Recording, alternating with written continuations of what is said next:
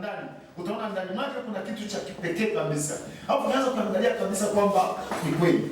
Biblia ni safari ndefu yenye vituo vingi katikati, lakini ndakuja kwenda vituo vingi katikati, lakini pia unajikuta inarudi tena kule, safari yake inarudi huko ilikotokea. Amen. Kwa hiyo ni vizuri zaidi kuna vitu ambavyo unakuwa umekaa, unaanza kujitafakarisha wewe mwenyewe. Ndani ya kujitafakarisha huko ndiko unaingia kufunguka akili zako wewe mwenyewe. Bwana Yesu asifiwe. Kwa hiyo kuna vitu vingi ambavyo tunavisikia. Vile ambavyo tunavisikia, jaribu kujitafakarisha wewe mwenyewe. Tumia muda mwingi kujitafakarisha sana. Alafu ghafla utaanza kushangaa. Unapata vitu vingine vya kipekee. Bwana Yesu asifiwe. Amen. Amen. Lakini zaidi na zaidi tena mjumuza kitu hiki. Wapendwa wangu katika jina la Bwana wetu Yesu Kristo. Unaona tunavyofundisha hivi. Wewe kuna ufunguo fulani unaenda kupokea. Mimi naweza nikakufundisha, lakini unashangaa wewe uko mahali hapo, unaanza kuandika kitu kingine kadri Roho Mungu anavyokufundisha. Amen. Kwa hiyo hicho ambacho tunasikia ndani mwako kinaumbika. Kaa nacho vizuri kabisa kabisa. Yaani hicho kitaenda kukusaidia kule kwa ajili ya kwenda kuwafundisha watu wengine. Amen. Kwa kila ambacho wewe kinadondoka ndani mwako, kiwe yani kijengea mazingira mazuri ambacho unasikia kimeingia ndani mwako na kinakufunua kitu na kinakufunulia kitu kingine. Inawezekana mimi hapa sijakisema, lakini wewe mwenyewe umekipata. Kifanyie mazingira mazuri sana. Kitakupeleka kwenye hatua nyingine na ufahamu mwingine wa utendaji wa kazi ya Mungu katika dunia hii. Amen. Kwa sababu gani? Tunaona kwa sababu tunazungumza habari ya kipindi cha bila hatia. Hapa naweza kaweka stroke hapa. Bila hatia. Hapa kuna kipindi tunazungumza hapa bila hatia. Sasa hiki kipindi ambacho mimi hapa nimefundisha, hii inaweza ikaja kwako kwa mfumo wa logos. Ila mimi nimeipokea kwa mfumo wa rema. Sasa mimi nilichukua au nilipokea kwa mfumo wa rema. Wewe unaweza kushangaa unaipokea kwa mfumo wa logos. Ijapokuwa sio mtazamo wetu kwamba ipokee kwa mfumo wa logos. Kwa sababu ukipokea kwa mfumo wa logos, haitakuwa na kazi maishani mwako. Lakini kuna uwezekano mkubwa watu kuipokea kwa style ya namna hiyo. Tofauti na mimi nilivyoipokea. Na ndio maana Paulo anajaribu kuomba kwamba macho wakiwaandikia Efeso kwamba macho ambayo yeye atiwe nuru. Nini waone kama Paulo yeye aliweza kuona. Bwana Yesu asifiwe. Kwa hiyo ndivyo hivyo kwamba hiki hapa kinaweza kikawa cha muhimu sana na kikakujenga sana na kikakupeleka hatua nyingine zaidi. Ndani mwako umefunuliwa nini? Kwa sababu utakapokuja kuchomoka mahali hapa kwenda kumfundisha mtu mwingine, au wewe kumfundisha kwa mfumo wa kukalilishwa. Unaenda kumfundisha kwa mfumo wa ufunuo. Amen. Kwa sababu chochote kikipelekwa kwa mfumo wa kukalilishwa, hakina mabadiliko wala hakina nini? Hakina matokeo. Haleluya. Lakini kikija kwa mfumo wa ufunuo ambacho wewe umefundishwa, lakini ndani ya muda ukapata ufunuo, na kuambia kina matokeo makubwa sana kwa yule anayesikia. Amen. Sasa tunaendelea kipindi hapa na tumenaomba tuchomoke hapa kwa sababu kuna mambo mengi. Turudi kwenye hiki kipindi ambacho ni kipindi cha hatia. Kipindi cha hatia kinaanza lini? Mwanzo 3:15. Mwanzo 3:15 anasema kitu fulani. Mwanzo 3:15 anasema hivi.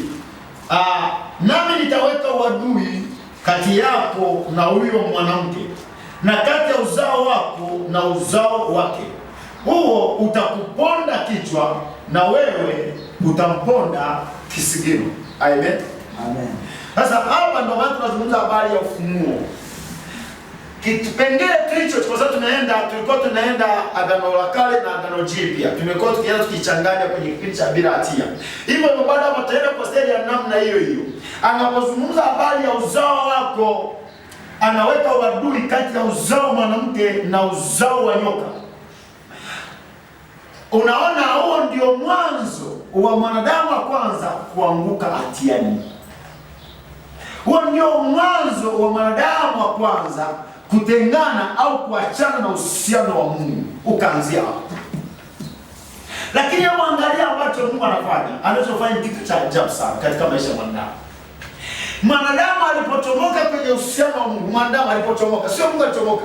Mwanadamu alipochomoka kwenye uhusiano wa Mungu, Mungu hivyo hapo akarudisha uhusiano wa Mungu na mwanadamu. Narudia tena. Mwanadamu alipojichomoa kwenye uhusiano wa Mungu, Mungu hapo hapo akarejesha uhusiano wake na mwanadamu. Ijapokuwa uhusiano wa Mungu aliporejesha kwa mwanadamu, bado mwanadamu hakuwa tayari kuuendea uhusiano wa Mungu. Kwa sababu ndipo tunaanza kumwona mwanadamu hapo anaanza kuweka jitihada zake binafsi za kujitengenezea nguo, za kujitengenezea namna ya kuweza kujificha, namna gani, namna nyingi hapa akaanza kutengenezea, lakini bado haikumsaidia namna yoyote kuwa katika macho ya Mungu. Mungu anaona bado huyu mtu bado yuko katika hali ya kupotea. Unaona, Mungu anaamua kumtengenezea mavazi, akafunika aibu yake, ili mbele za Mungu asije akaonekana si kitu. Maana ilikuwa ni nini? Ile kitendo cha kumvalisha lile vazi la ngozi ya mnyama, ilikuwa ni vazi ambalo linataka kumfunika huyu mwanadamu mbele za Mungu asije akaendelea kuonekana yeye ni mwenye hatia. Ila mwanadamu bado aliendelea kuishi katika ufahamu wake wa wenye hatia.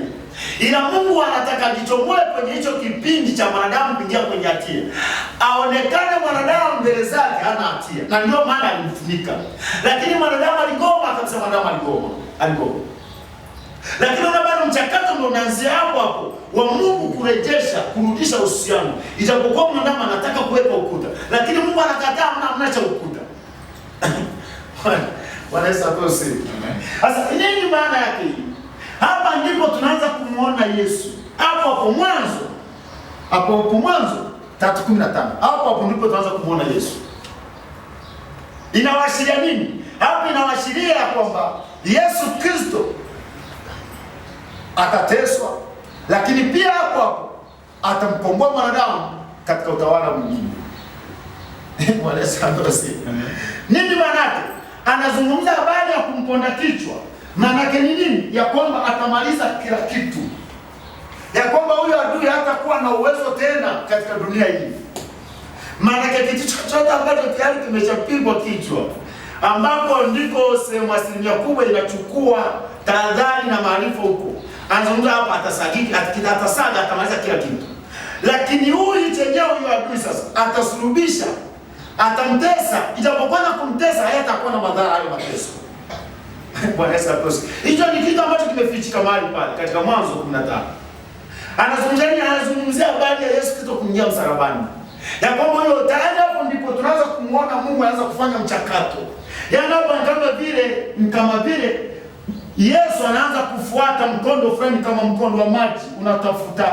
Ni kama maji anafuata mkondo wake. Hapo ndipo tunaanza kumuona Yesu anatafuta kumwokoa mwanadamu, kumwondoa mwanadamu kwenye hatia. Hapo. Kwa sababu kipindi cha hatia hiki kimeanzia hapa Mwanzo 15 mpaka Yesu anaingia msalabani. Yesu akiwa pale msalabani, tunaona ndipo anaanza kutangaza juu ya ulimwengu kutokuwa na hatia. Ikaenda mpaka Matendo ya Mitume ile 2, Roho Mungu anaposhuka ndipo anapodhihirisha ya kwamba sasa ndipo Roho Mungu anapokuja kudhihirisha habari ya wao ya kwamba sasa hawako kwenye hatia. Ulimwengu umesamehewa habari ya dhambi. Kwa ni kipindi kidogo, kinaonekana kirefu, lakini kusema kwa sio kirefu. Kuanzia hapa kuanguka mpaka kipindi cha msalaba. Bwana Yesu asifiwe. Amen. Kwa ni mazingira namna hiyo kwamba ikikipindi cha hatia, Adamu anaingia kwenye hatia, lakini hapo ndipo Mungu anatafuta mchakato, anaanza mchakato wa kumwondoa mwanadamu kwenye hatia. Kwa hiyo ndipo anaanza kutembea hapo, anatembea hapo. Na ndipo sasa tunapokuja sasa ndio tunazungumza kwamba kutumia neno la Mungu kwa uhalali. Yaani unaposoma Biblia itafsiriwe kama Mungu mwenyewe anavyotaka itafsiriwe, si kama mwanadamu anavyotaka itafsiriwe. Kwa sababu ndipo tunaanza kuona uadui. Na uadui ulikuwa sio mwanadamu na shetani. Ulikuwa ni uadui ambao umewekwa kati ya mwanadamu na Mungu. Bwana Yesu asifiwe. Lakini ukisoma hivi unaona kama vile Mungu anaiweka kati ya mwanadamu na shetani. Lakini hamna, huu ulikuwa ni uadui kati ya Mungu na mwanadamu. Kwa sababu gani? Unaona palikuwa na sheria, ile sheria ndio ileta uadui kati ya mwanadamu na Mungu. Na hiyo ndio sheria ambayo shetani aliitumia kumshtaki mwanadamu. Kwa hiyo uadui ulikuwa kwa shetani na mwanadamu, ulikuwa ni mwanadamu na Mungu. Kwa sababu gani? Sasa mwanadamu hana nafasi ya kuweza kumkaribia Mungu. Kwa sababu gani? Kwa sababu ya hiyo sheria ya mwanadamu kuanguka dhambini. Kwa tangu hapo sasa uhusiano wa mwanadamu na Mungu, wa mwanadamu na Mungu, sio Mungu na mwanadamu, mwanadamu na Mungu ukaanza kupotea. Lakini hapo ndipo unaona Mungu anatengeneza njia, anaanza kutengeneza njia ni namna gani huyu Mungu amuondoe huyu mwanadamu, arudishe uhusiano wake wa Mungu na mwanadamu. Kwa sababu mchakato wa Mungu au mpango wa Mungu ni kwamba aendelee kuona mtu wa kutawala dunia, kama hapa jinsi ilivyokuwa kipindi cha Bilatia. Sasa kipindi cha Bilatia kimeondoka, pameingia mtawala mwingine. Na tukumbuke kwamba Adamu anaingia duniani, tayari yule mwovu tayari yuko duniani. Narudia tena. Adamu anaingia duniani, tayari yule mwovu amekwisha kuingia duniani. Kwa maana yake anaingia kwenye utawala ambao tayari, anaingia katika dunia ambayo tayari kuna anayejifanya ni mmiliki. Kwa Mungu anapofanya mchakato wote huo, anataka kumwondoa huyo ambaye ameshajimilikisha hii dunia. Anamwondoaje sasa? Mungu anashuka ndani ya mwanadamu ili aendelee kutawala Mungu duniani kupitia mwanadamu. Bwana Yesu asifiwe. Amen. Na ndio maana anaanza kuweka mchakato. Hapa ndio tunasema tunaanza kumwona Yesu Kristo hapa mwanzo kabisa, kitabu cha Mwanzo 3:15. Mungu anazungumza habari ya uzao wa mwanamke. Uzao wa mwanamke ni nani? Ni Yesu Kristo mwenyewe. Mbegu. Amen. Sasa ukiangalia hapa uzao wa mwanamke, ukianza kuitafuta na Biblia, yani Biblia zetu za Kiswahili kuna kitu kama vile kinapotea. Lakini ukiangalia kwenye Biblia Kiingereza kuna neno seed. Sio uzao. Sasa hiyo seed ukianza kuitafuta ni nini? Ndio huyo imani ambayo alikuwa anatarajiwa. Katika Galatia anazungumza kama imani imeshakuja, hatuko tena chini ya kiongozi. Na ndio anazungumza sehemu zingine, akasema imani ni kama punje ya haradali. Sio haradali kama haradali, anazungumzia yeye si. Bwana Yesu asifiwe. Kwa nini vitu ambavyo kidogo ambavyo vinajaribu kumfunua Kristo kuanzia kule Agano la Kale. Linajaribu kumwonyesha Kristo katika picha ya upana wake ambapo kule alikuwa amefichika kabisa. Sasa unaona, sasa tunapoenda kusoma, hebu kwanza tuangalia Wagalatia tunapozungumza huo adui. Wagalatia 2:14 na 15. Wagalatia 2:14 na 15. Yeye anasema kitu fulani hapa. Yeye anasema hivi.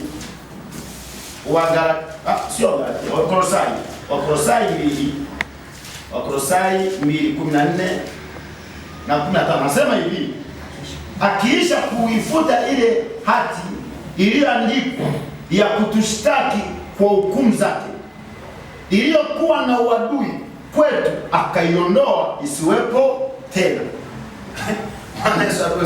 Anazungumzia hati iliyokuwa imeandikwa ya kutushtaki ya uadui. Uadui anazungumza unaanzia pale mwanzo pale. Anaweka uadui. Kwa tangu pale mwanzo mwanadamu ametembea kwenye uadui mkubwa sana. Na Mungu ameteketeza watu wengi wamekufa duniani. Kwa sababu gani? Adui shetani alikuwa na nafasi ya kutumia hiyo sentensi ya sheria kwa ajili ya kumshtaki mwanadamu.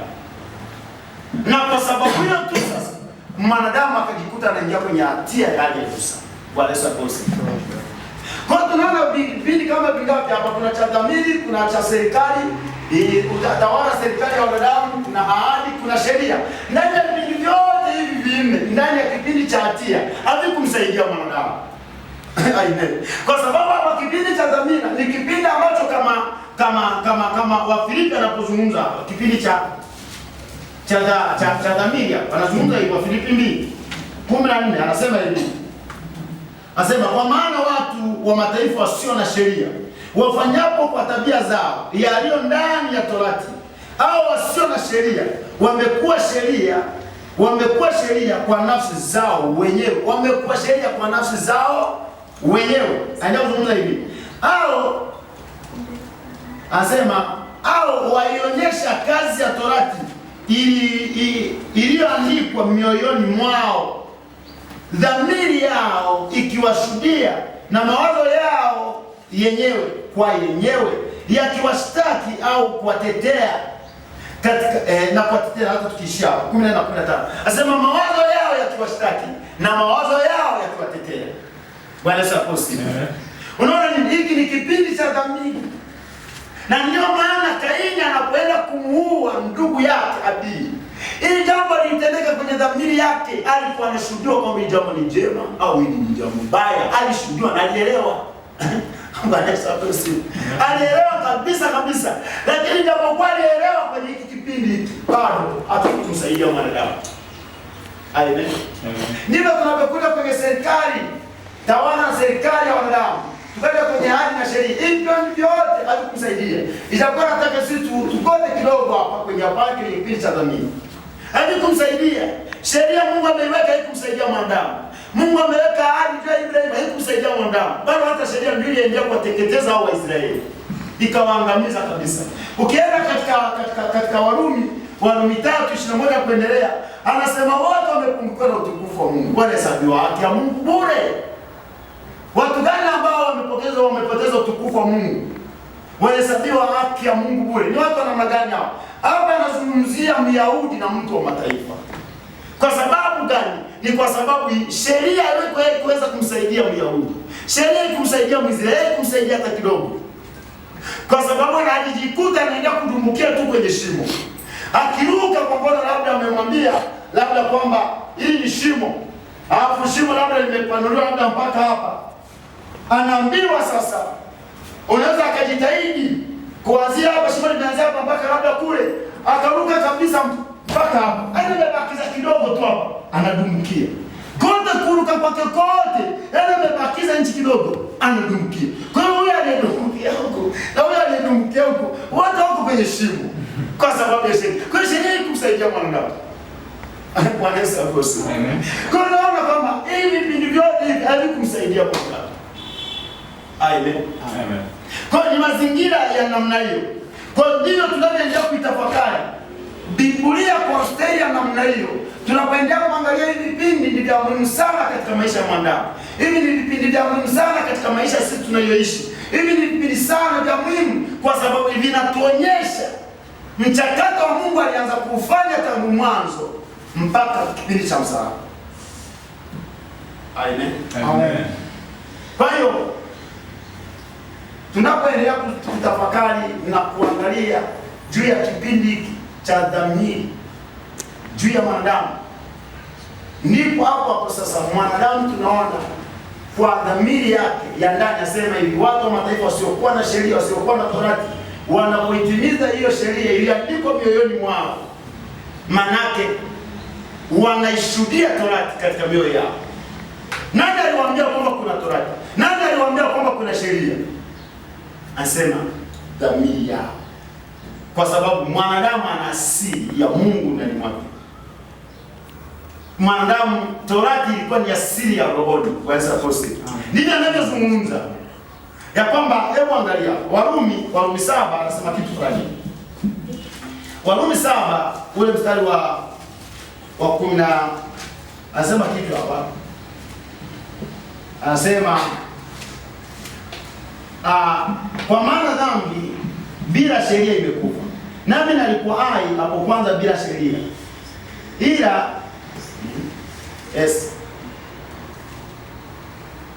sawa. Kwa maana dhambi bila sheria imekufa.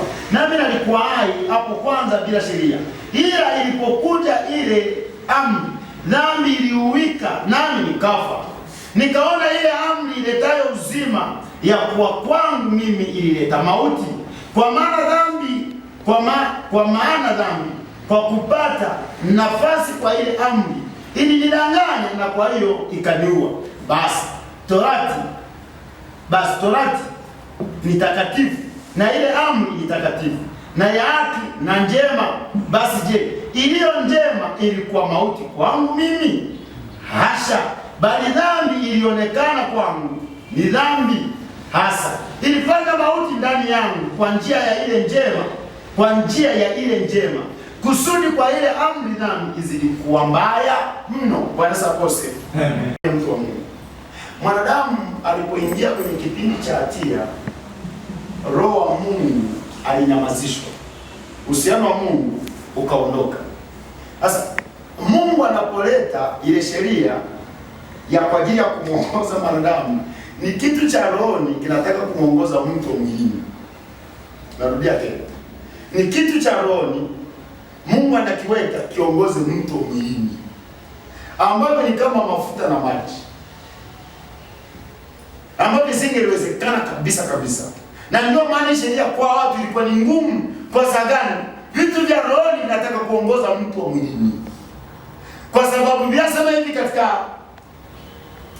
Wakorintho, anazungumza hivi, mambo ya rohoni yatambulika kwa jinsi ya rohoni. Kwa maana hiyo basi, ilibidi huyo mtu wa rohoni au hivyo vitu vya rohoni viungane na kitu cha rohoni ili vipate kufanya kazi duniani. Sasa unaona hivi vitu vya rohoni vinakuja, vinaenda kwa mtu wa mwilini. Kwa kilikuwa ni kazi ngumu kabisa, ambayo ilikuwa ni kazi ngumu. Kwa sababu roho wa Mungu sasa hayuko ndani ya mwanadamu, amenyamazishwa kabisa kabisa.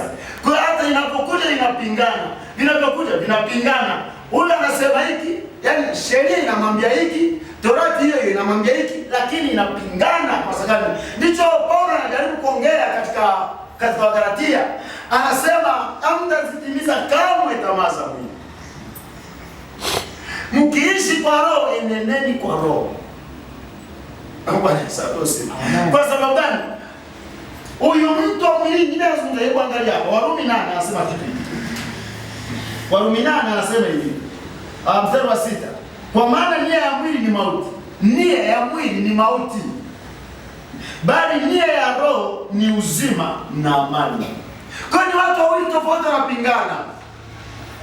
Huyu mwili mtazamo wake sio uzima, ni mauti.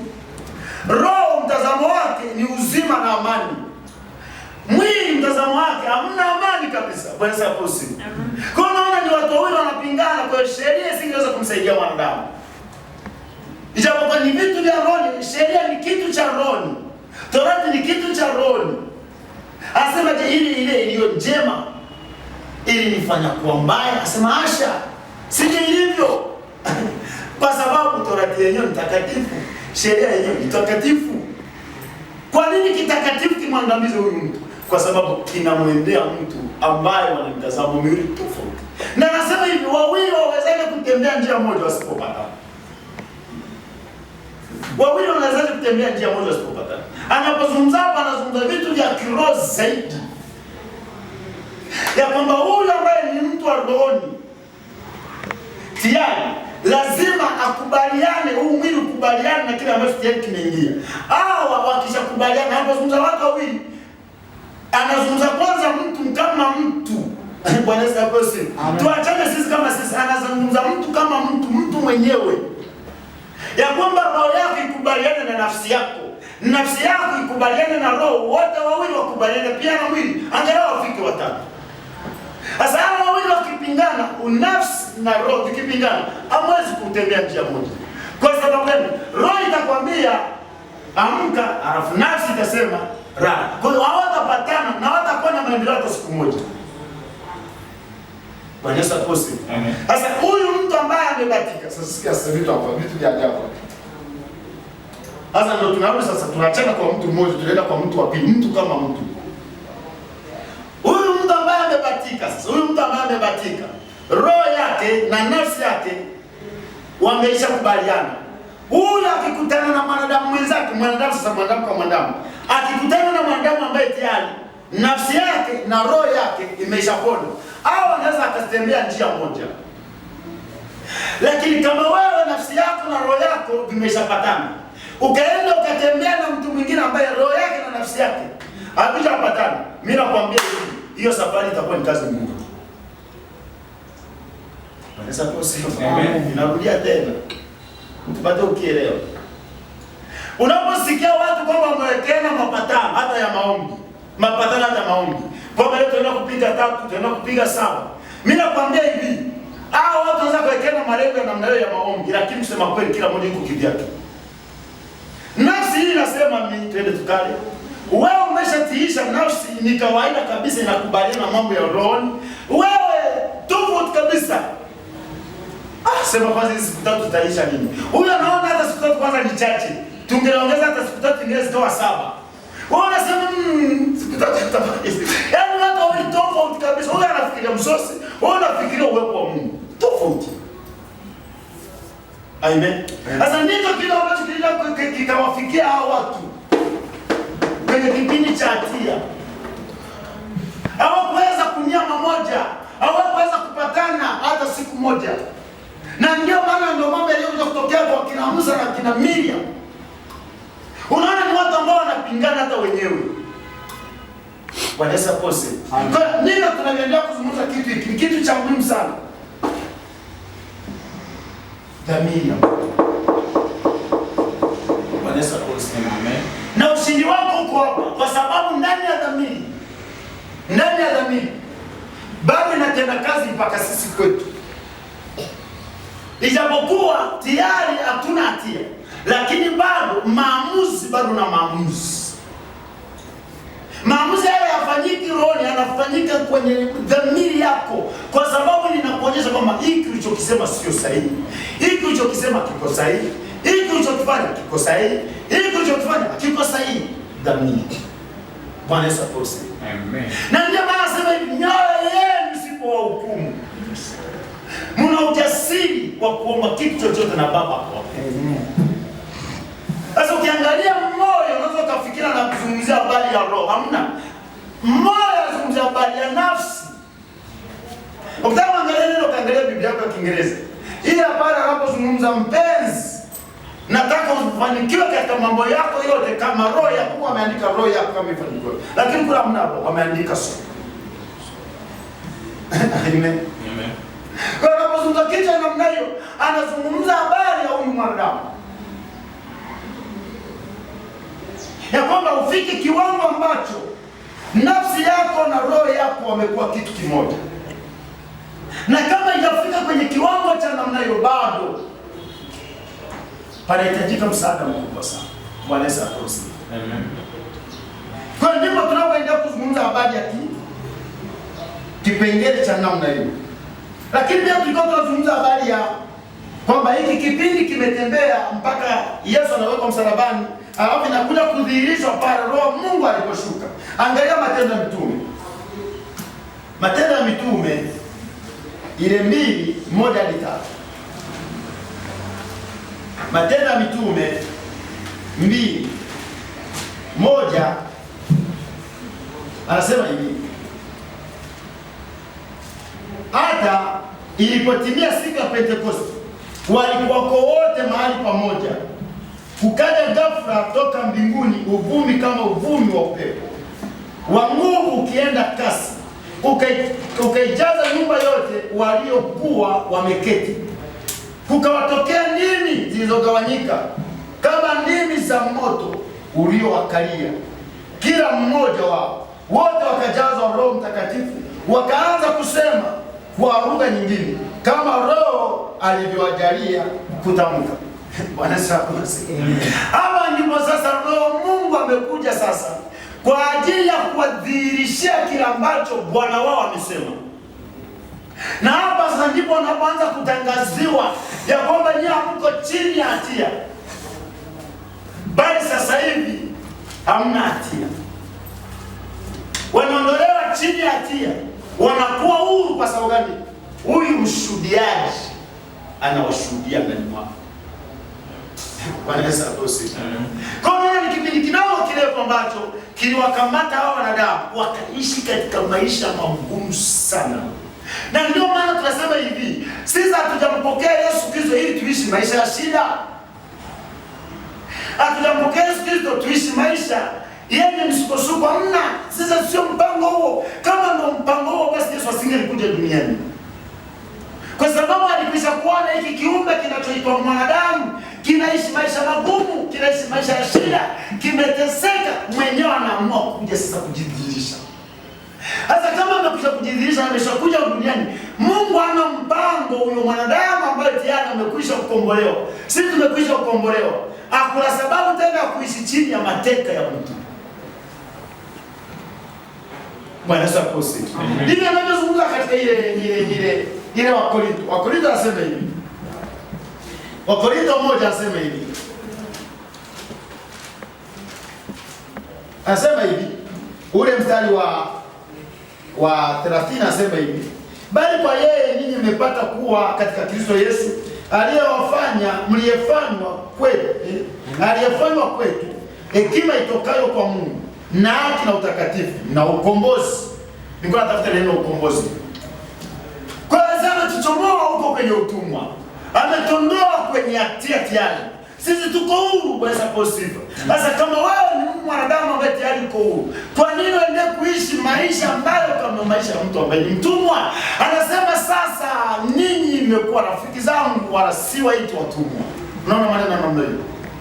Amen. Sikia mimi. Wewe sio mtumwa katika Yesu Kristo. Ni mtumwa huru. Amen. Ambaye wewe unaruhusiwa, unaweza ukatembea mahali kokote, unaweza ukala kitu chochote, ukafanya kitu chochote kwa ajili ya utukufu wa Mungu Baba. Ni mtumwa huru. Amen. Hata ukiangalia nyaraka za Paulo anasema mimi mtumwa wa Kristo, mtumwa huru.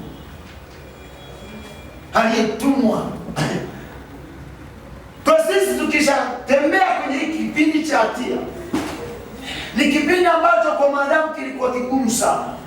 Lakini pia ni kipindi ambacho Mungu alifanya mchakato wa kumuondoa kwenye hiyo shida. Kwa sababu gani? Tunamwangalia huyu Adamu alipodondoka tu, Mungu ndipo anaanza kufanya mchakato. Tunaanza kuwatafuta kina Seti baada ya Habili kudondoka kuondolewa duniani. Anatafuta kina Seti. Wote wao nini? Alipo Mungu anatafuta ni njia kama maji yanavyotafuta mkondo, na mnadada tutaweza kumpitisha Bwana wetu Yesu Kristo apate kudhihirishwa hapa duniani. Huo ndio ilikuwa njia ya Yesu Kristo. Ilikuwa ni kama uzi unapiga kona, unatafuta ni wapi ambapo ataenda kujidhihirisha Mungu katika dunia hii. Ndani ya makabila yote kule ndio tunaweza kuona mwanaume Yesu anachomoka kwenye kabila la Yuda. Yote ilikuwa nini? Ni njia moja hapo. Unaona vitu vya namna hiyo. Anakuja akina Esau anapigwa chini. Wanaenda hivyo. Kuna watu walipigwa chini. Huo ni uzu unatafuta. Ni wapi ambapo Yesu aende kujidhihirisha katika dunia hii? Sasa angalia kisha japo. Huyu Mungu ambaye tayari ameshaweka mchakato wa kumwokoa mwanadamu. Huyu Mungu tayari ambaye tangu kipindi hicho atakidunia iendelee kutawaliwa. Kwa sababu hizi zote hivi vipindi vyote vile hivi na hiki kipindi ambacho tulichonacho kipindi cha neema, mpango wa Mungu wote alikuwa anataka atafute mwanadamu atakayesimama duniani kwa ajili yake. Wao ilikuwa shida ya Mungu. Na ndio kwa mpango wa Mungu. Anampata wapi mwanadamu wa kusimama duniani kwa ajili yake? Anampata wapi wa kusimama mwanadamu duniani kudhihirisha Mungu kwamba Mungu yupo anaishi? Ni nani? Alitafuta ikashindikana katika dunia. Ikabidi sasa Yesu mwenyewe aje duniani kama mwanadamu. Bwana sababusi. Ndio Biblia inazungumza habari ya Adamu wa kwanza na Adamu wa pili, Yesu Kristo. Adamu wa kwanza aliingiza ulimwengu kwenye hatia. Adamu wa pili anaondoa ulimwengu kwenye hatia. Narudia tena. Adamu wa kwanza aliingiza ulimwengu kwenye hatia. Adamu wa pili anapokuja na uchomoa ulimwengu kwenye hatia. Yaani usifanye vitu kama vile unafanya vitu vya kubatisha. Wewe ufanye vitu vya kubatisha mwana wa Mungu. Au ufanye vitu ambavyo au vielewa, unafanya vitu ambavyo unavielewa. Ila kwenye ufahamu wako kama vile unagoma. Sasa hiyo tabia ya ufahamu wako kugoma, lazima na wewe uhakikishe ufahamu wako kubaliane. Kwa sababu ufahamu wako, dhamiri yako isipokubaliana kile ambacho tayari kiko ndani mwako, mimi nakwambia hivi, utajiona siku zote ni kama vile hapa duniani, kama vile umepotea njia. Kumbe kusema kweli utapotea njia. Ni mpango wa kusasa. Anasema hivi. Warumi 8:29 anasema hivi. Warumi 8:29 anasema kitu hiki. Anasema hivi. Anasema maana wale aliowajua tangu asili aliwachagua tangu asili wafananishwe na mfano wa mwana wake, ili yeye awe mzaliwa wa kwanza miongoni mwa ndugu wengi. Na wale aliowachagua tangu asili, hawa akawaita, na wale aliowaita, hawa akawahesabia haki, na wale aliohesabia haki, hao akawatukuza. Bwana Yesu asifiwe. Unaona wewe ni mtu wa pekee, yaani unatukuzwa. Bwana Yesu asifiwe kabisa. Sio maneno ya mwanadamu, ni maneno ya Mungu. Tunanukuu maneno ya Mungu mwenyewe. Nani amehesabiwa haki? Si wewe mwenyewe. Kwa nani ameteswa? Nani ametukuzwa? Ni wewe mwenyewe. Bwana asifiwe. Sasa maneno mengine kujiona kama wewe ni mnyonge, wewe ni mtu wa namna gani, yanatoka wapi? Ndipo tunaporudi kwenye mfumo ulienda kukulia. Umekuathiri. Umesharudi kwenye asili yako, kwenye asili ya kwenu, lakini mfumo uliokulia unagoma. Bwana Yesu asifiwe. Sasa kama ndio yeye anatuambia sisi ni wenye haki na huyo mwenyewe ametutukuza, lakini bado ukikaa sasa, ni kweli mimi mwenye haki, ni kweli Mungu amenitukuza kweli. Unaona mfumo unagoma. Sasa ndipo tunapohitaji neema ya Kristo ili tupate kuelewa kila ambacho Mungu amekusudia juu ya maisha yetu wana wa Mungu kabisa na kujua. Yaani Mungu ameshakutukuza. Au hitaji tena kumwambia Baba nitukuze Baba. Eti Baba nitukuze kwa maisha kutukuza. Anaona mtoto naye bado si koje. Anakuona yule mtu wa ajabu. Yaani miaka mingi ashawacha kutukuza. Kwanza mimi nilikuwa natafakari kitu hiki. Nilikuwa natafakari kitu kimoja hivi. Yesu akiwa duniani hapa anapotaka kuondoka, sikia alichokizungumza. Yesu alipotaka kuondoka hapa Yohana 17 anasema kitu fulani cha ajabu sana. Alizungumza kitu cha ajabu sana. Anasema hivi, Yohana 17 kuna mstari hapa anaozungumza ya kwamba anasema hivi 22 anasema, nami utukufu ule ulionipa nimewapa wao, ili wawe na umoja kama sisi tulivyo umoja, mimi ndani yao nawe ndani yangu, ili wao wamekamilika katika umoja, ili ulimwengu ujue kuwa ndiwe uliyenituma. Na kisha hapo anapozungumza ili ulimwengu upate kujua wewe ndiye uliyenituma. Si habari ya Kristo, ni wewe tayari ambaye tayari wewe uko ndani ya Kristo na Kristo yuko ndani mwako. Ulimwengu unadhihirishwa kwamba hakika Yesu Kristo ndiye aliyetumwa duniani kwa ajili ya kudhihirisha uwezo wa Mungu, kwa ajili ya kudhihirisha upendo wa Mungu, kwa ajili ya kudhihirisha neema ya Mungu. Naona maneno ya namna hiyo. Anazungumza hivi, uliyenituma ukawapenda wao, nasikia ukawapenda wao kama ulivyonipenda mimi. Unaona maneno nani? Haya maneno jamani tunayaona. Anasema ukawapenda wao kama ulivyonipenda mimi. Maana ni kiwango kile cha Mungu alivyompenda Yesu Kristo, ndivyo kiwango alivyokupenda wewe. Sio mimi, wewe mwenyewe. Haleluya. Kwa angaliza kutafakari Yesu alipendwa namna gani. Kile kiwango ile asinada hivi vinaumbika ndani mwako kulingana na ufahamu wako. Unapokeaje hivi? Amen.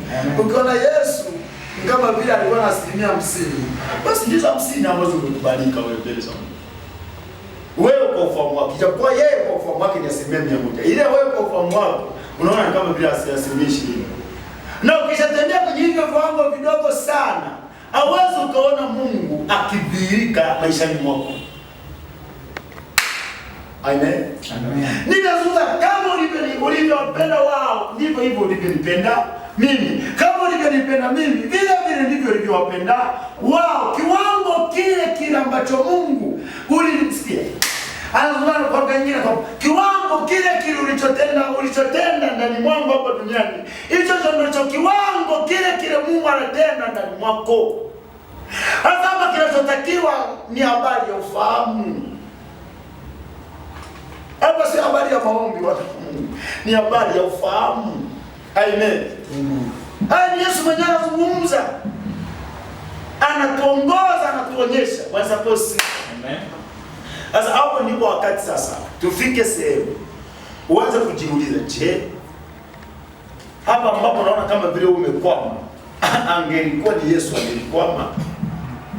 Ya tena nikusaidie hiyo point. Ukishaona kwamba kuna vitu fulani kama vile unakwama, hata nyewe wanafunzi ifika sema uone kwamba je, hata haya masomo yanayojaribu kama vile yananikwamisha, kama vile siendi, je, angelikuwa ni Yesu naye angelikwama kwenye haya masomo? Sasa katika hali ya kutafakari, usianze kujiuliza maswali hayo, na mimi utachukua muda mrefu sana kutafakari, na ndani ya kutafakari unapata majibu yako. Bwana Yesu asifiwe. Amen. Amen. Kwa hiyo ni mazingira ya namna hiyo ya kwamba kweli Mungu amekusudia haya maisha ndio maisha ambayo Mungu amekusudia niishi, na kama kweli wewe ulivyonipenda ndivyo ulivyompenda Yesu, na haya maisha ndio maisha Yesu aliyoishi. Kuna jaribu kuoanisha mazingira namna hiyo, kulinganisha mazingira namna hiyo, haya anaweza kupeleka kwenye kiwango ambacho cha ufahamu mkubwa katika dunia hii juu ya Yesu Kristo.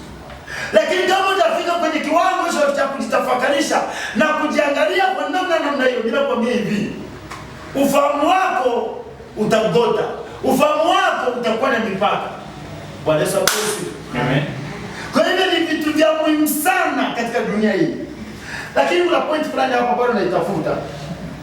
Kuna kitu fulani hapa anazungumza nini hapa? Anazungumza kitu hiki. Asema,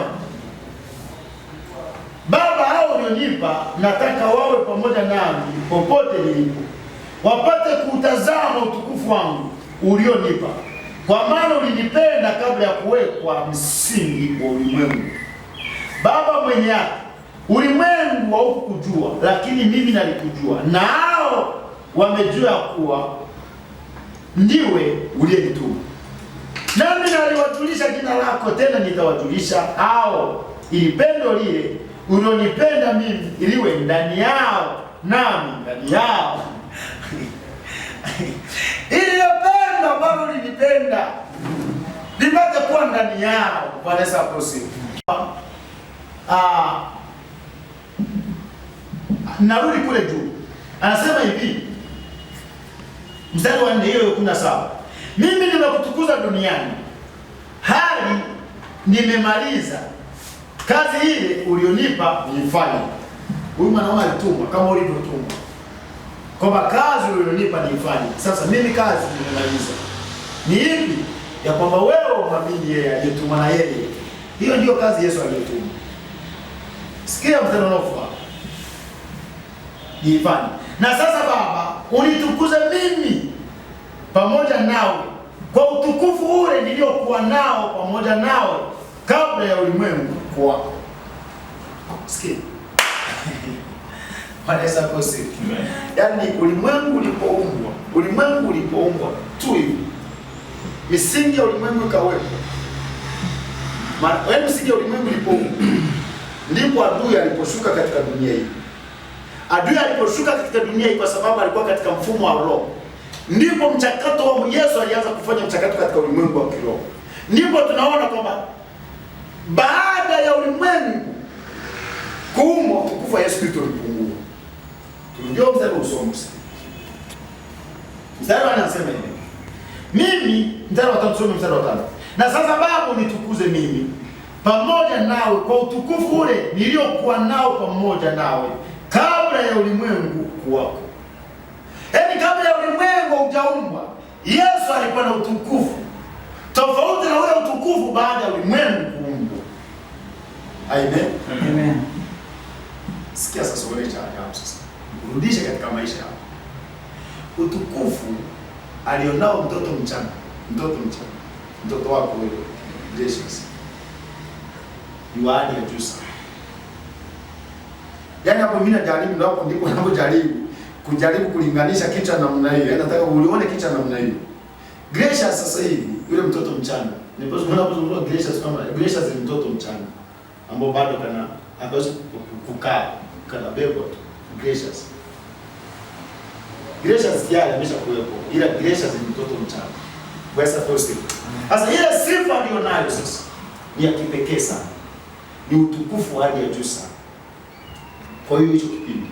Lakini alipoingia kuyatambua mema na mabaya, Gracious huyo utukufu wa Mungu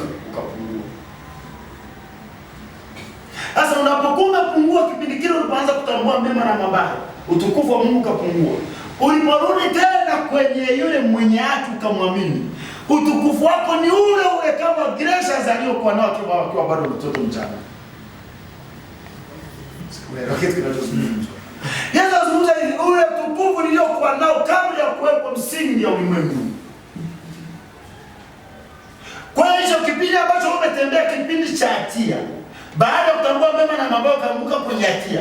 Unapochomoka kwenye hatia, ukarudi kwenye bila hatia, unarudi kwenye sifa ile ile kama ya mtoto mchanga. Bwana Yesu asifiwe. Amen. Siku ni kitu cha namna hiyo. Jamani, kuna kitu fulani kielewa. Amen. Haya ndio mazingira Yesu anajaribu kuyatengeneza juu ya yule mtu ambaye tayari amekwisha kumwamini Yesu Kristo. Tupo kwenye kipindi cha dhamiri. Hapa ndio kwa dhamiri hapo inapoanza kuleta ujio na nini wa hali fulani ya kutokuya ya sitofahamu. Hapo baada ya Gracious kuondoka na akaanza kutambua mema na mabaya, dhamiri yake ndipo inaanza kumshtaki. Ndio mpaka sasa hivi unakuta bado sisi ambao tayari tunasema tunatambua vitu vya namna hiyo, lakini bado kuna mazingira fulani yanagoma. Kwa sababu dhamiri yeye ndiye inaendelea kushtaki, lakini hata inapokushtaki haina nguvu. Bwana suppose yeye haina nguvu. Nini iko hivi? Gracious hata sasa hivi hata pale akijisaidia kitandani, Gracious hakuna mtu akumwambia Gracious umefanya nini, bali atasifiwa tu muda mwingine. Unaona vile namna hiyo Gracious yana hata angefanya kitu chochote pale kitandani, hakuna mtu anaweza kusema kitu kibaya kwa Gracious. Wanamwona si mtoto namna gani, wanamwona ni malaika wa hali ya juu sana. Wala hawezi kumkaribia, wala hawezi kumfinya. Hamna mtu wa namna hiyo. Hivyo na wewe baada ya kumwamini Yesu Kristo, mbingu zinakuheshimu kwa kiwango cha hali ya juu sana. Mbingu zinakuona kwa jicho la hali ya pekee sana. Amen.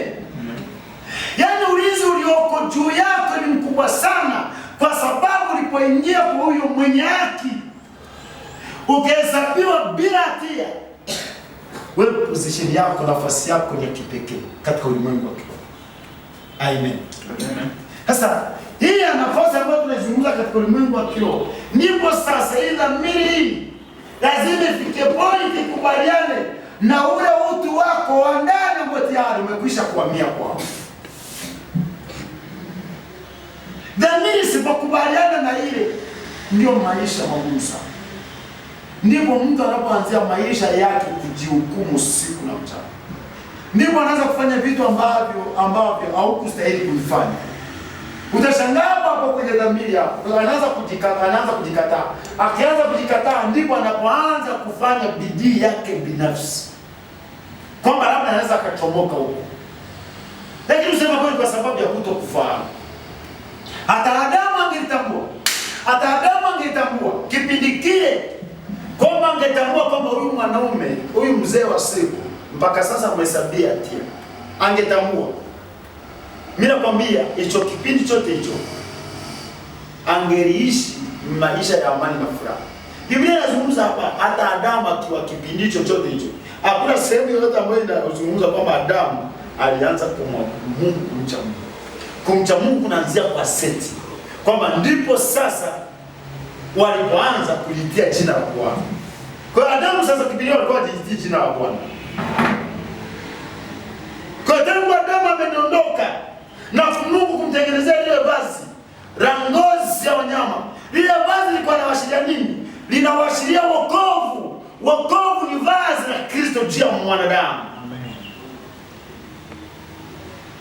Kwa hiyo vazi lilikuwa linawashiria Yesu Kristo.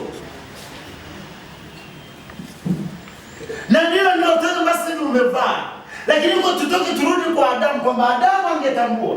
Ndivyo Biblia inazungumza. Ile Mwanzo 5 anasema hivi. Mwanzo 5 anasema kitu hivi.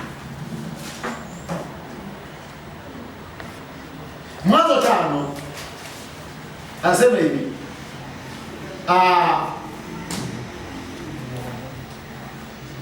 Ule mstari wa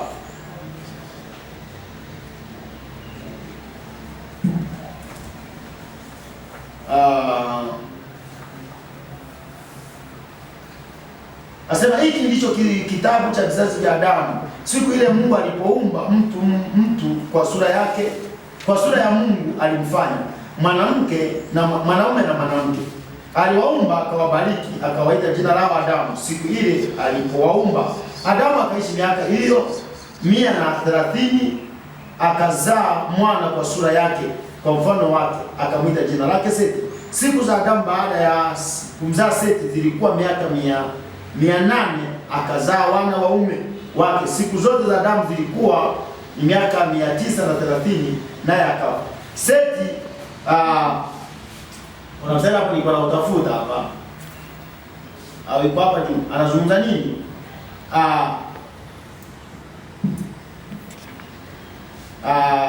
Seti nini? Ndiyo anazungumza kwamba ndipo alipoanza kumwitia Mungu. Kwa hiyo naona kile kipindi chote ambacho Adamu ameishi, Adamu amekaa duniani, hakuna sehemu yote Biblia inatuonyesha kwamba Adamu aliweza kulitia jina la Bwana. Anaanza kulitia jina la Bwana kwenye vizazi vyake, na sio yeye, ni vizazi vyake ndivyo anaanza kulitia jina la Bwana. Bwana asifiwe. Amen. Na ndio maana wiki iliyopita tulikuwa tunazungumza habari ya Abili na Kaini. Hawa ni watu wawili ambao wamezaliwa kwa Adamu, lakini pia wote hao wawili tunaona wanakuja kuonekana tofauti mbele za Mungu. Wanapoenda mbele za Mungu kutoa sadaka zao, tunaona kuna sadaka ambayo inakubaliwa na sadaka ambayo haikubaliwi. Hivyo hivyo. Sasa tunaona nini sasa?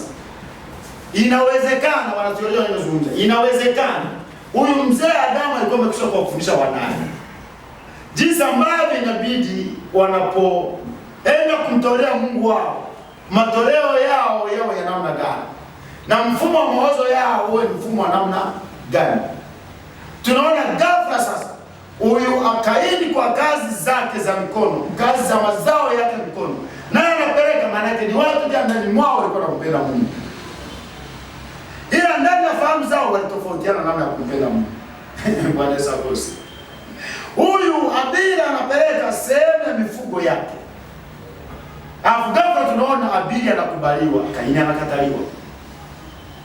Lakini bado Mungu anasema, mwambie, je, yakupasa kuishinda hiyo dhambi? Je, ukitenda yaliyo mema hautakubaliwa? Bwana Yesu asifiwe. Sikia sauti hiyo. Kaini ilikuwa ni wajibu wake kwenye dhamiri yake kusikia kile ambacho ameambiwa. Je, ukitenda yaliyo mema hautakubaliwa? Maana mema nikataa kuyatenda, akatenda mabaya.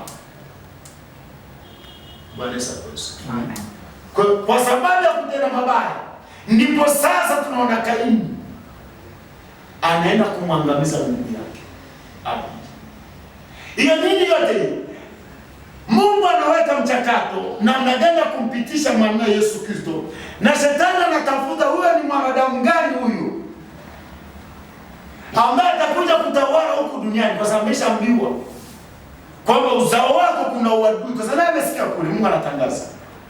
Ile sauti tu anaitangaza Mungu alipotangaza, shetani akainasa. Anaanza kuwinda ule uzao ambao Mungu tayari ameshazungumza kwamba utakuwa ni adui. Kwa hiyo tunaona ndio vita inatokea pale ya mtu ambaye anaongozwa na hiyo ndani mwake hali ya uharibifu. Ijapokuwa ndani mwake anampenda Mungu, lakini kusema kweli ndani mwake kuna roho ya uharibifu. Na huyo ambaye tayari ndani mwake hana roho ya uharibifu, ndani mwake moyo wake ameamua kuwekeza kwa Mungu tayari moja kwa moja, unaona nafsi yake inaanza kuinua. Bwana Yesu asifiwe. Amen. Na ndio maana tunaposoma Biblia kwa mfano ile Mathayo 25 nazungumza kwamba nyakati za mwisho taifa litaenda kupigana taifa, yaani ufalme na ufalme vitapigana. Sasa usipokuwa na jicho la roho utafikiri ni Marekani na China. Tena kuna sasa kuzungumza kama tayari sasa wewe siku za mwisho zimekaribia. Unaona sasa kumbe hamna kitu namna hiyo. Anapozungumza falme anazungumzia ufalme wa kimwili, anazungumza ufalme wa giza anazungumza na ufalme wa Mungu. Anazungumza ufalme waliomwamini Kristo na ufalme ambao hawajamwamini Kristo. Hiyo ndio vita ya falme mbili. Ufalme wa giza na ufalme wa Mungu. Bwana asifiwe. Amen. Kwa tangu kipindi hicho adui anatemelea, adui anatafuta namna gani ya kudhibiti huyu ambaye ameambiwa huo uzao unakuja, ambao utakuwa ni adui kati yangu na huo uzao. Ukila siku anawindwa mwanadamu. Na ndio maana mpaka Yesu anachomoka huko anasema mfalme wa falme amezaliwa ili biaya aanze kuwindwa. Sisi ameanza kuindwa tu kuanzia kwa kina Herode, hamna. Ameanza kuindwa tangu akina Abili wanakuwa duniani. Kwa sababu tayari ameshaambiwa ahadi. Bwana Yesu asifiwe. Kwa kile kitendo cha Abili kuitwa mwenye haki, tayari ameshaona katika ulimwengu wa roho. Hakuna mwanadamu aliyeweza kuitwa mwenye haki Agano la Kale isipokuwa mpaka ameamini kile kinachokuja. Bwana asifiwe. Amen. Kama wewe ulivyoamini Yesu Kristo, ndivyo hivyo walivyoamini kwamba Mwokozi anakuja. Kwa wakaamini kwamba Mwokozi anakuja, wakaamini. Kama wewe ulivyoamini kwamba Mwokozi amekuja, akawekwa pale msalabani, akasulubiwa kwa ajili yako, ukaamini. Hivyo nao walikuwa wanatazamia ile ahadi inayokuja, wakaamini. Walipoamini ndio walianza kuimbwa. Angalia wote walioamini Agano la Kale waliimbwa usiku na mchana. Amen. Amen. Bwana asifiwe. Amen. Tunaweza kuchacha hapa.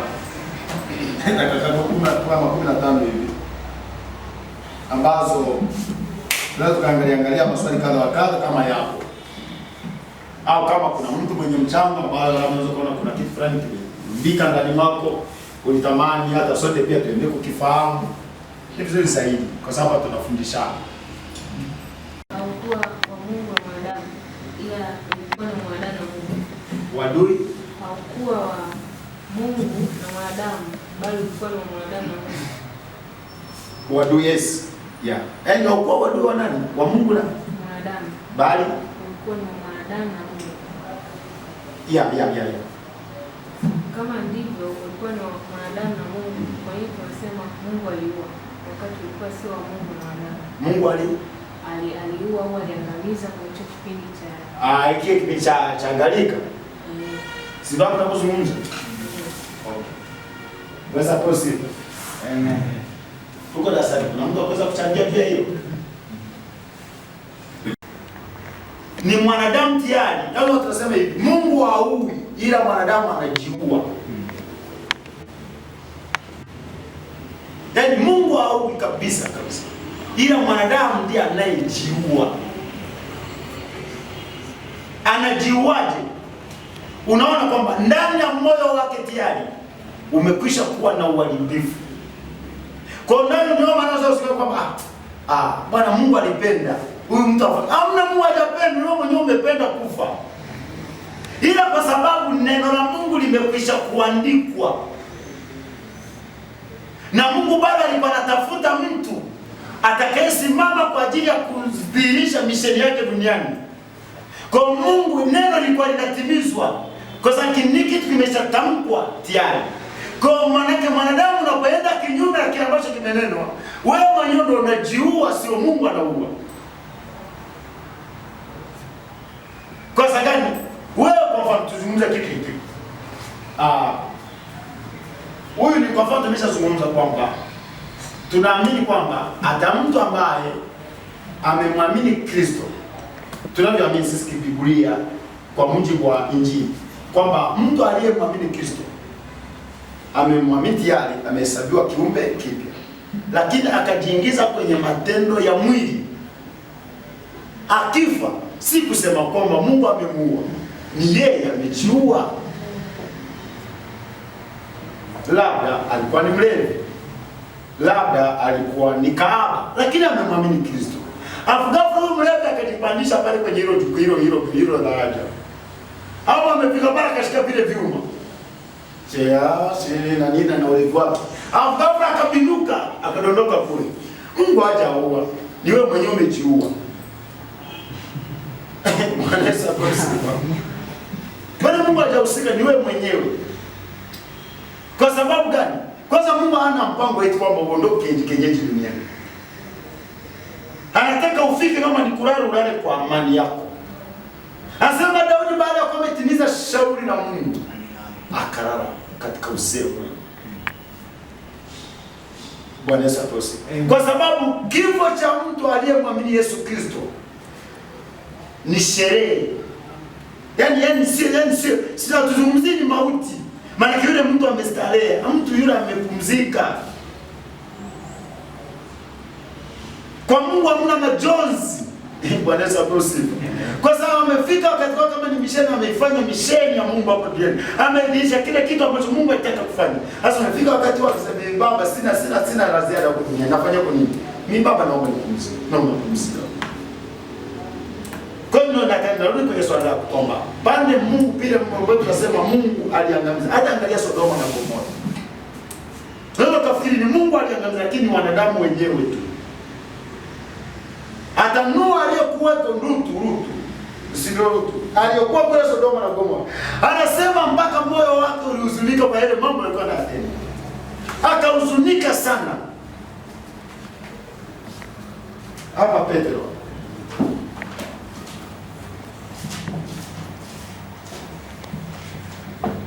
Petro anazungumza kitu.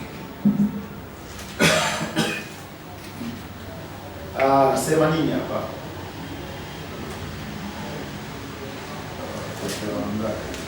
Petro 2:2 anazungumza kitu hiki. Kwa maana ikiwa Mungu hakuachilia malaika waliokosa, bali aliwatupa katika shimo, aliwatupa shimoni, akawatia katika vifungo vya giza, walindwa hata ije hukumu. Wala hakuachilia ulimwengu wa kale, bali asema bali alimhifadhi Nuhu, mjumbe wa haki, na watu wengine 7, hapo alipoleta gharika juu ya ulimwengu wasiomcha Mungu. Tena alihukumu miji ya Sodoma na Gomora, akiipindua na kuifanya majivu, akaifanya iwe ishara kwa watu watakaokuwa au wamchi Mungu baada ya. Akamwokoa Lutu, yule mwenye haki aliyehuzunishwa sana na mwenendo wa ufisadi wa hao wahalifu. Maana mtu huyu mwenye haki akikaa kati yao, kwa kuona na kusikia, alijitesa roho yake yenye haki siku baada ya siku kwa matendo yao yasiyo na sheria. Bwana Yesu asifiwe.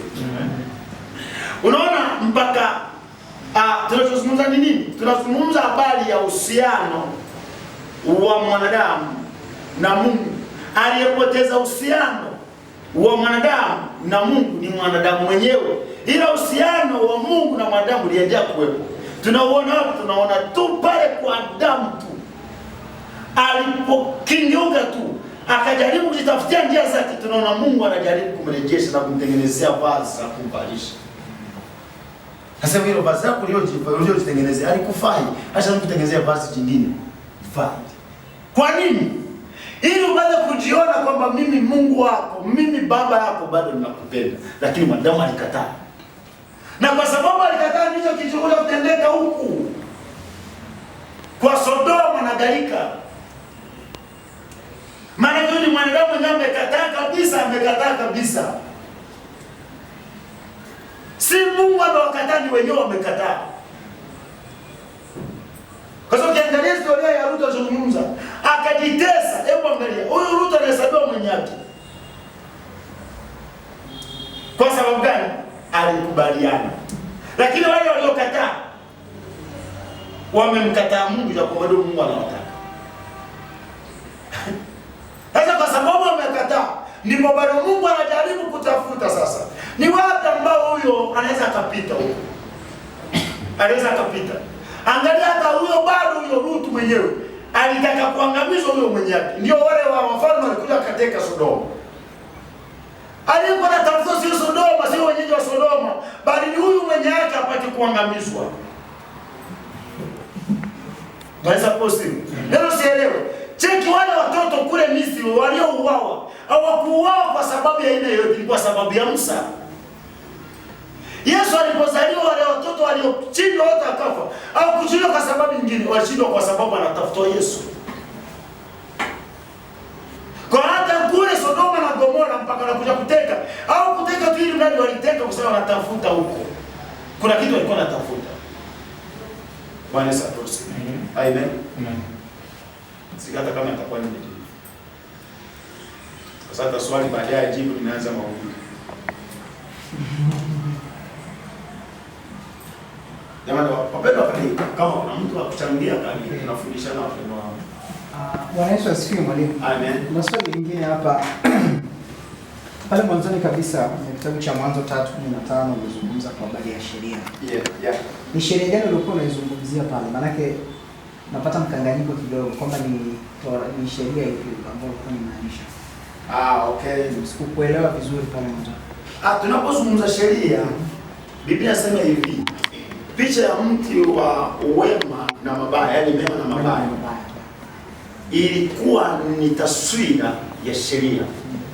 Mti wa uzima ilikuwa ni taswira ya neema. Sasa huyu alipojiingiza akaenda kula ule mti, na kazi ya sheria ni kuua wala sio kuokoa. Ndipo sasa tunaona sheria pia inaweza kufanya kazi. Lakini hapo ndipo tunapoona neema inaweza kufanya kazi. Sheria inaua, neema inaingia tena kwenye kazi. Neema inarejesha. Sheria inataka kufukuza uende mbali, lakini neema inataka tena urudi. Hapa tunaona ndipo tulikuwa tunazungumza kwamba sheria imeshamfukuza huyu mtu atoke, lakini bado unaona neema inasema hamna, njoo. Mungu anafumua neema yake kwa yule mtu. Kwa namna gani? Alivyomtengenezea ile vazi. Ambapo tunasema ile vazi ilikuwa ni picha ya Kristo. Ambapo tunazungumza ndio wokovu sisi kwetu ni vazi. Bwana Yesu asifiwe. Na vipi sasa kwa habari ya sheria ya Musa, Torati? Ndio. Vipi? Ni sawa na hiyo ambayo nimetoka kuifafanua sasa hivi. Sasa hii sheria ya Musa, sheria za Musa kwa wanatheolojia wanavyojaribu wenyewe kuielezea, tunamwona Musa yuko katika sehemu kuu mbili. Maana pale kwanza kabla ya Musa, hii sheria ilikuwepo. Sheria ya Musa inakuja kwa ajili ya kumuongoza huyu mwanadamu, ijapokuwa yeye kufanikiwa kumuongoza. Lakini nasema hivi, kabla ya sheria kuja, dhambi ilikuwepo. Na sheria inapokuja inakuja kufunua dhambi.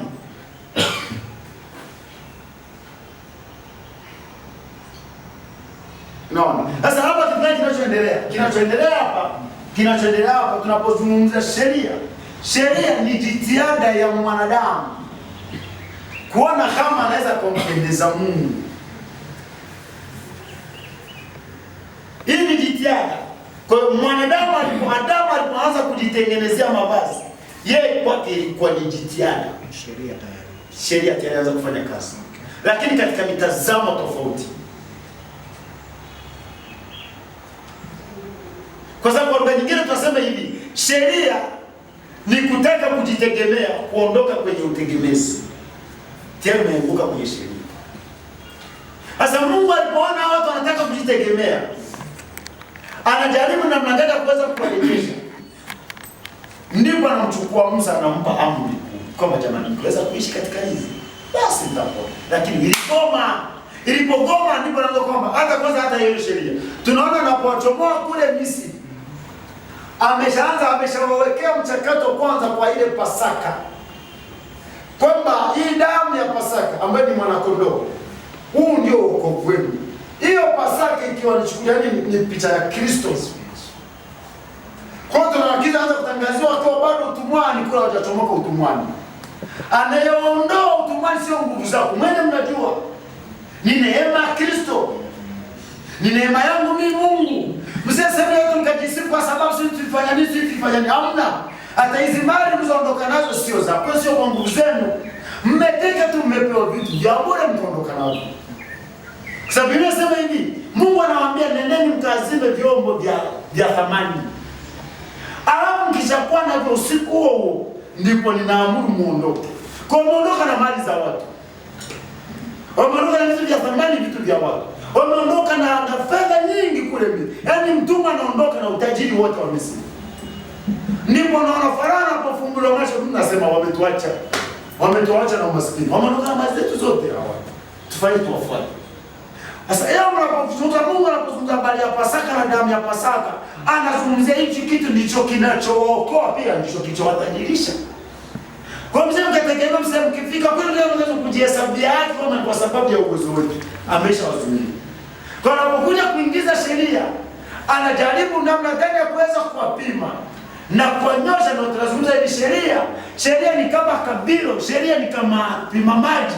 Sheria ni kama swiki kama nini? Kabilo pima maji. Kuna vyombo vya namna hiyo. Kwamba sheria inaweza kumuonyesha fundi makosa. Kabila inaweza kumuonyesha fundi makosa. Lakini hawezi kumsaidia fundi kuondoa makosa. Inamuonyesha tu kwamba jamani, hapo umepindisha ukuta wa watu. Tunasemaje? Wewe fundi. Inamuonyesha. Sasa kazi ya fundi kubomoa au kuendelea kwa ili makosa endelee kuonekana. Kwa hivyo ilivyokuwa sheria ya Musa inataka imuonyeshe kwamba jamani, hicho unachokifanya sio, jirekebisha haraka sana, lakini bado iligoma. Sasa mswali wako ilikuwa bali sheria ya huku ndio sheria iliyokuwa kule. Sheria huku ilikuwa imefichika kule, Mungu anaanza kuifunua sasa, ili wapate kutembea katika mfumo fulani ambao Mungu alikuwa anataka. Ndio maana kwa tumeanza hivi kwamba sheria ilikuwa ni Aroni, Torati ya Aroni, lakini ilishindikana kwa sababu gani? Iliingia kwa watu wa mwilini.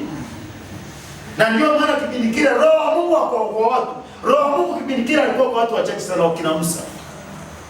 Alifanya kazi kwa watu wachache. Hata Aroni alikuwa anapokea maelekezo kwa Musa kama Mungu wake. Lakini hao wengine wote waliopewa sheria walikuwa mwilini 100%. Kwa hiyo vitu vya Aroni walikuwa wajui. Sasa vitu vya rohoni nataka kumuongoza mtu wa mwilini ilikuwa ni kazi ngumu. Ndipo anafungua ile sheria. Anawaonyesha vitu vya rohoni lakini hawakuweza kukubaliana. Amen. Amen. Ndio, nadhani ulikuwa umeshagusia mwanzo vizuri kabisa kwamba ile sheria ilikuwa ni aina gani. Nikiunganisha pia na baadhi ya masomo yaliyokwisha kupita, kuna sheria ya dhamiri. Sawa. Ya ambayo yenyewe si kwamba yaani inakuwa ndani yako tayari, kama ulivyosema kwamba mwanadamu ana asili ya Mungu ndani yake. Kwa kuna ule uwezo wa kutambua hili ni jema na hili ni baya. Kwa kuwepo na Torati ama isiwepo, kuna hiyo sheria ya dhamiri ambayo ndio umeonyesha kwenye 3:15 mwanzo, iliyoanza kwa Adamu, kwamba ni hivyo. Hata kama kuna watu ambao hawajui kabisa hata kutumia Torati hapa duniani, hawajawahi kabisa hata kujua sheria labda hata ya roho wa uzima, hawazijui hizo zote, lakini bado wanajua kipi ni chema na kipi ni kibaya, na sheria ipi inayoongoza. Ndio hiyo umesema kuna asili ya Mungu ndani yao, wanajua jema na baya. Kwa nadhani ni sheria ya dhamiri ndio ambayo Adamu alikuwa nayo kabla ya sheria ya Torati. Kwa hiyo ndio mwalimu amesema hapo, akaja kuidhihirisha sasa, kuifunua sasa. Yeah. Hapo ndio nilikuwa nataka nielewe. Sasa tungeenda kwa WhatsApp kule wapi WhatsApp wanaishi wapi kule Arusha. Bado kuna sheria ndani mwao. Na hawajapata injili, wanakimbizana na nyoka kule na kombo wanakula kombo. Lakini ndani mwao wana sheria, ni dhamiri yao. Na wanawekana kabisa sheria vyao humo kwenye miti huko kwenye misitu. Na ukifanya ujinga na kuwazimu, wamepata wapi hiyo sheria? Nani aliwafunza kitu hicho? Watu wamezaliwa mapolini, wamekulia mapolini. Amen. Amen. Ngira nyongeza, muda wangu unafika.